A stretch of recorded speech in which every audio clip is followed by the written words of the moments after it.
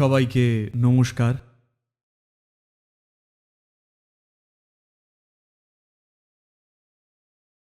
শঙ্করাচার্য প্রকাণ্ড মেধার অধিকারী, ভাষা সাহিত্যের এক অসামান্য প্রতিভা, সর্বোপরি এক আধ্যাত্মিক জ্যোতিষ্ক, ভারতের গর্ব। তবে আমাদের বিশেষ গর্বটা হলো যে তিনি দক্ষিণ ভারতের সন্তান।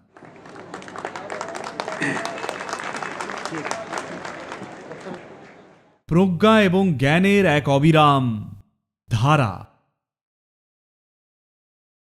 এবং মানব জাতির জন্য এক উজ্জ্বল আলোকবর্তিকা। এমন মানুষ তৈরি করবেন কিভাবে? স্বাভাবিকভাবেই কাউকে যদি অতি অল্প বয়সে এই স্তরের প্রজ্ঞার নিদর্শন রাখতে হয়, জীবনের ওই অতটুকু সময়ের মধ্যে তিনি এদেশের এ প্রান্ত থেকে ও প্রান্তে হেঁটেছেন। আমরা সবাই আজ এখানে উড়ে এসেছি, কিন্তু তিনি হেঁটেছিলেন ভারতের দক্ষিণ প্রান্ত থেকে এইখানে, আরও উত্তরে, পূর্বে এবং আরও পশ্চিমে গিয়েছিলেন। এই অফুরন্ত শক্তি, এই প্রবল উৎসাহ আর এই চরম প্রজ্ঞা আসে কোথা থেকে? শুধুমাত্র একটা দিক যদি দেখি, তিনি এসেছিলেন একটা গ্রাম থেকে, যা আজকে একটা ছোট্ট শহর, নাম কালাডি। কালাডি কথাটার আক্ষরিক অর্থ হল পদতলে বা পায়ের নিচে। এটাই ছিল মূল স্বভাব এই সংস্কৃতির। ভারত মানে আমরা সব সময় শিখেছি কিভাবে দৈবের চরণে থাকতে হয়। কালাডি হয়ে থাকা সব সময়, এটা কোনো কৃত্রিম আড়ম্বরের সংস্কৃতি নয়, বরং এক সহজাত ভক্তিপ্রাণতার সংস্কৃতি।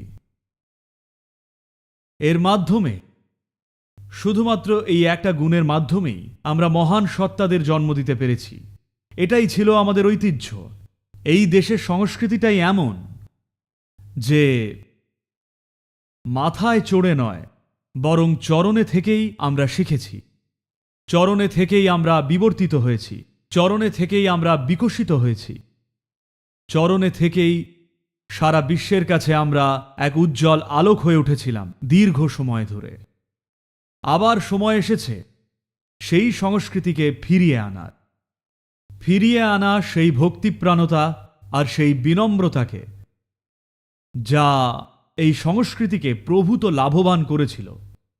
আমরা মাথা নোয়াতে শিখেছিলাম। তিনি ঈশ্বর হন বা মানুষ, পুরুষ বা নারী বা শিশু, কিংবা কোনো পশুই হোক, কিংবা গাছ বা পাথর, সবার সামনেই আমরা নতমস্তক হতে শিখেছি।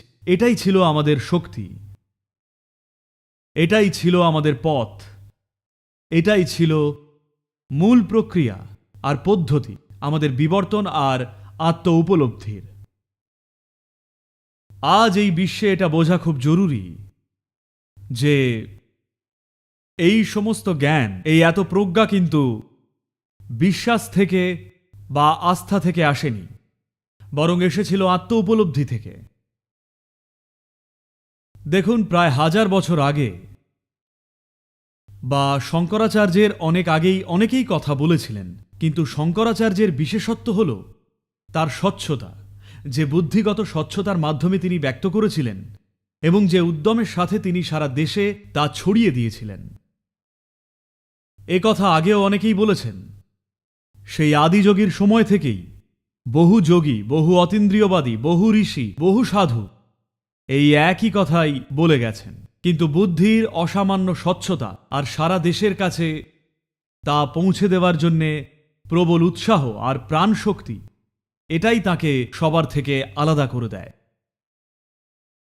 দেখুন, এর আরও অনেক অনেক দিক আছে, তবে আজকে দাঁড়িয়ে একটা জিনিস খুব গুরুত্বপূর্ণ আজকের এই জগতে, যে আধ্যাত্মিক প্রক্রিয়া যদি কোনো না কোনোভাবে প্রমাণিত বৈজ্ঞানিক সত্যের সঙ্গে তাল মিলিয়ে না চলে, আর আধ্যাত্মিকতা যদি কোনো না কোনোভাবে মানুষের সাধারণ যুক্তির সাথে না মেলে, তবে ভবিষ্যৎ প্রজন্ম এটা গ্রহণ করবে না। এই নিরিখে শঙ্করাচার্যের বাণী অত্যন্ত তাৎপর্যপূর্ণ। এটাই ভবিষ্যৎ। পৃথিবীর আগামী প্রজন্ম এমন সব কিছুকেই প্রত্যাখ্যান করবে যা তাদের কাছে যুক্তিসঙ্গত মনে হবে না। বিশ্বের ভবিষ্যৎ প্রজন্ম সেই সব কিছুকেই বর্জন করবে যা বৈজ্ঞানিকভাবে সঠিক নয়। তাই এই দিক থেকে শঙ্করাচার্য আজ ভীষণ তাৎপর্যপূর্ণ। তাকে নিয়ে অনেক ভুল ধারণাও আছে, অন্তত একটা ক্লিয়ার করা যাক। বোধহয় এটা আমাদের করণীয়। অনেকেই বলে থাকেন উনি এইসব আজে বাজে কী বলছেন, কারণ উনি বলেছিলেন যে সব কিছুই মায়া। এর ব্যাখ্যা যেভাবে করা হয় তা হল, মায়া মানে সেটার কোনো অস্তিত্বই নেই। মায়ার মানে কিন্তু অস্তিত্বহীন নয়। মায়া মানে হলো এটা একটা বিভ্রম। মায়া মানে হলো বিষয়টা যেরকম আপনি সেইভাবে দেখছেন না। আপনি তাকে দেখছেন আপনার টিকে থাকার সাথে মিলিয়ে, কিন্তু সেভাবে নয় ঠিক যেভাবে এটা আছে।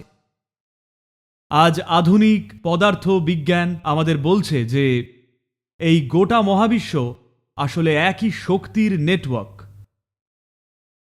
যখন আমরা মায়া বলি, দেখুন এই শরীরটাকে আমাদের কত দৃঢ় অটুট মনে হয়, কিন্তু প্রত্যেক দিন আপনি যে খাবার খাচ্ছেন, যে জল পান করছেন, যে বাতাসে শ্বাস টানছেন, তাতে এই শরীরের 7% অদল বদল হচ্ছে প্রত্যেক দিন।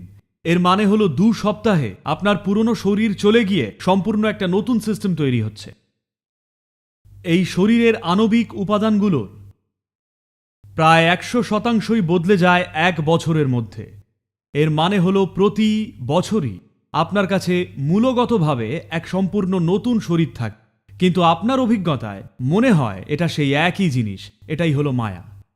একইভাবে এই অস্তিত্বের বাকি অংশকে আপনি যেভাবে দেখছেন বা উপলব্ধি করছেন, আপনার 5টি ইন্দ্রিয় দিয়ে জগৎকে যেভাবে জানছেন, তা কিন্তু একেবারেই সঠিক নয়। এটাই হলো ইলিউশন বা বিভ্রম।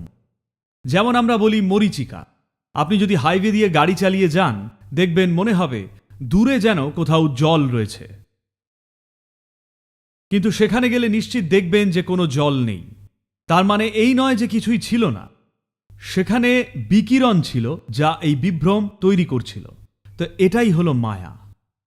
একটা জিনিসকে যখন অন্য কিছু বলে মনে হয়, এটাই সেই মায়া যার কথা তিনি বলছিলেন। আপনি যেটাকে আমি ভাবছেন তা আসলে সবকিছু, এটাই মায়া। আপনি যাকে অন্য কেউ ভাবছেন সে আসলে আপনি। আপনি যাকে সবকিছু ভাবছেন সেটাই কিছুই নয়। এই মায়ার কথাই উনি বলছেন। আজ আধুনিক বিজ্ঞান অনেক পথ পেরিয়ে শেষ পর্যন্ত শঙ্করাচার্যের বাণীর সমান্তরালে এসে দাঁড়িয়েছে, যা অনেক মুনি ঋষিরা বহু আগেই বলে গিয়েছিলেন। এটাই হবে এই বিশ্বের ভবিষ্যৎ। একটা খুব সুন্দর গল্প আছে মহাভারতে, আপনারা সবাই জানেন। আমি আবার সেই কালাডিতে ফিরে যাচ্ছি। যেহেতু আমরা দক্ষিণ ভারত থেকে আসছি, আমরা ভারত মাতার চরণে আছি, আর এটা আমাদের জন্য বহু সুফল বয়ে এনেছে নানান দিক থেকে। আপনাদের মনে আছে সেই গল্পটা আমাদের সবার ঠাকুমা দিদিমারা শোনাতেন, যখন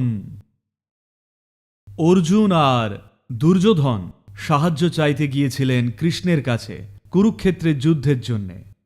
একজন গিয়ে দাঁড়ালেন মাথার কাছে আর অন্যজন চরণে। সেটাই সব বদলে দিল। ঠিক হয়ে গেল সেই দুপুর বেলাতেই, যখন অর্জুন চরণে দাঁড়ালেন, তিনি যুদ্ধে জিতে গেলেন। এটাই এই দেশের গুরুত্ব, যে মাথা নোয়ানোর মাধ্যমেই আমাদের উত্থান হয়। কুনুইয়ের ধাক্কা দিয়ে আমরা ওপরে উঠি না। আমাদের উত্থানের কারণ সবকিছুর সামনে মাথা নোয়াতে জানি, কারণ আমাদের মূল প্রকৃতিই হলো আমরা কালাডি। শঙ্করাচার্য এসেছিলেন কালাডি গ্রাম থেকে, যা অত্যন্ত প্রতীকী এবং গুরুত্বপূর্ণ। আর আজ মধ্যপ্রদেশে দাঁড়িয়ে, যা কিনা ভারতের হৃৎপিণ্ড, শিবরাজজি তো একে আধ্যাত্মিক হৃৎপিণ্ডে পরিণত করার চেষ্টা করছেন। কারণ এটাই সময় যখন আধ্যাত্মিক জ্ঞান পাহাড় থেকে নেমে আসবে শহরে, গঞ্জে, গ্রামে, আর সব কিছুর ঊর্ধ্বে মানুষের হৃদয়ে আর মনে। কারণ এটাই হতে চলেছে আমাদের শ্রেষ্ঠ সম্পদ। এটাই হবে এই জাতির ভবিষ্যৎ।